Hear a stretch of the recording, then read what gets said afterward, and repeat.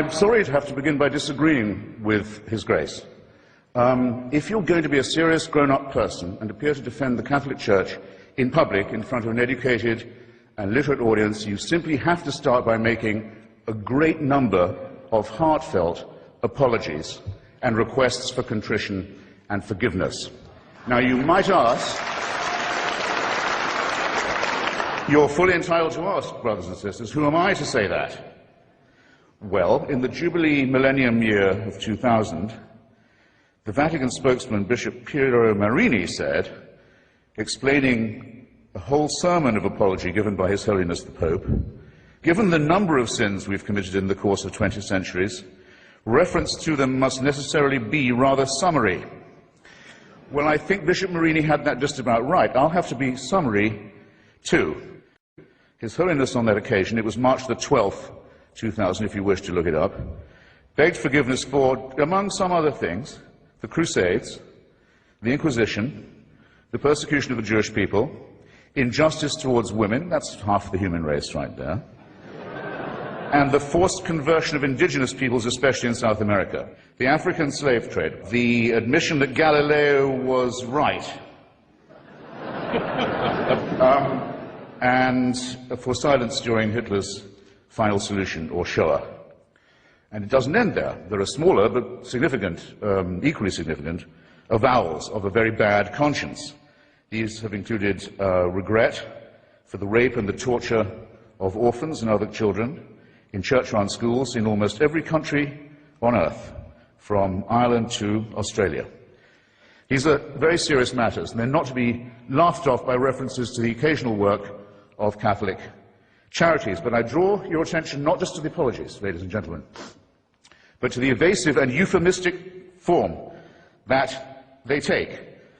Joseph Ratzinger, the current Pope, considered by some, by Catholics, to be the Vicar of Christ on earth, in his comment, one of the few he's made, on the institutionalization of rape and torture and maltreatment of children in Catholic institutions, he has said, it's a very severe crisis which involves us, he said, in the following: in the need for applying to these victims the most loving pastoral care.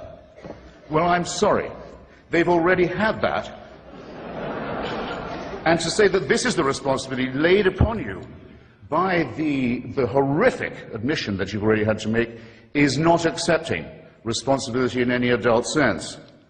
The same euphemism comes in the term some Christians allowed themselves to be deceived in this way and to act against the gospel. Well, anti-Semitism was preached as an official doctrine of the Church until 1964.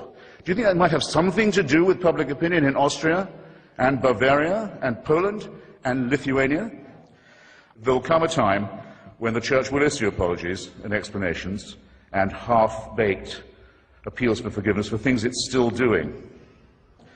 I think that there will be an apology for what happened in Rwanda, the most Catholic country in Africa, where priests and nuns and bishops are on trial for inciting from their pulpits and on the Church's radio stations and newspapers the massacre of their brothers and sisters. Staying in Africa, I think it will one day be admitted with shame that it might have been in error to say that AIDS is bad as a disease, very bad, but not quite as bad as condoms are bad, or not as immoral in the same way. I say it in the presence of His Grace, and I say it to His face. The preachings of His Church are responsible for the death and suffering and misery of millions of His brother and sister Africans, and He should apologize for it. He should show some shame.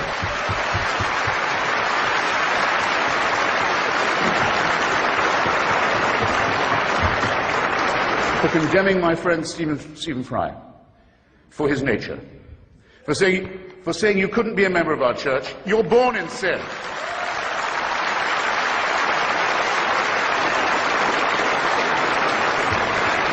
He's not being condemned for what he does, he's being condemned for what he is. You're a child made in the image of God. Oh no, you're not. You're a faggot.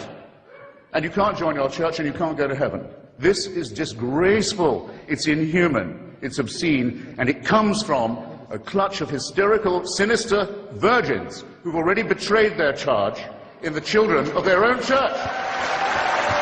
For shame! For shame! I don't wish any ill on any fellow primate or mammal of mine, so I don't at all look forward to the death of Joseph Ratzinger. I don't. Or any other pope. Not really. Except for one tiny reason which I ought to confess and share with you. When he dies, there's quite a long interval till the conclave can meet, and for that whole time, that whole interval, it's a delicious, lucid interlude, there isn't anyone on earth who claims to be infallible. Isn't that nice? All I want to propose in closing is this, that if the human species is to rise to the full height that's demanded by its dignity and by its intelligence, we must all of us move to a state of affairs where that condition is permanent. And I think we should get on with it. Okay, thank you for having me.